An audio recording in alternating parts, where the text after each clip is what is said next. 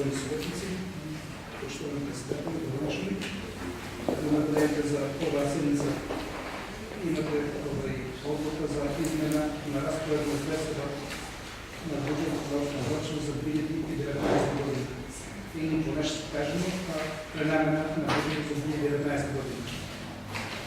Купната изност на промената, която бараме, е 1,291,9.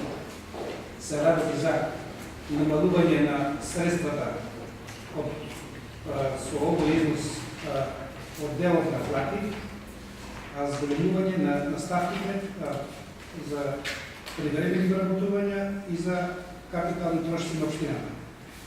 Именно се работи за тоа што неколку вработени кои што се ангажирани преку Агенција за времени вработување беа во план во почетокот на оваа година да поминат како редовно вработени.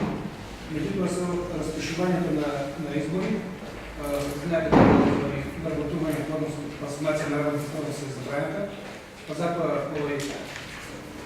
ова работа се одложи и поради таа причина бараме намалување на средствата од редовните плати на вработените за исти износи да се зголемат средствата за привремени вработување.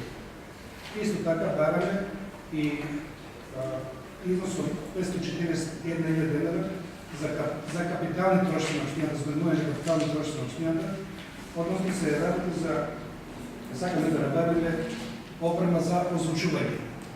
Некаде во повеќе од 100.000 денари годинашно трошиме за озвучување за сите манифестации што се случуваат на наша територија, од Длъчско културно лето, Тополо културен бран, Звеговска сурова, новогодишни приредби и така натаму.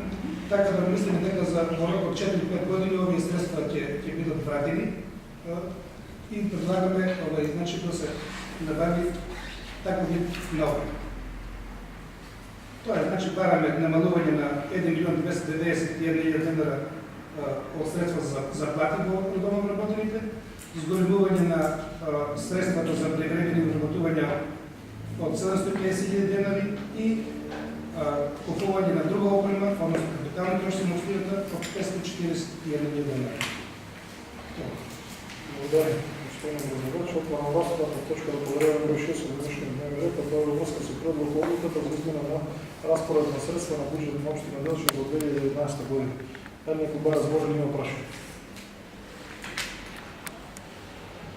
Бидејќи никој нема разбор, да заклучувам разпоредот предлог одлуката за измена на разпоред на средства на бюджет на општина Делчев за 2019 година. Ставам на гласање. Кој е за предлог одлуката? Кој е против? Воздържани нема, констатирам дека истите условно се 9 гласа за, 5 против.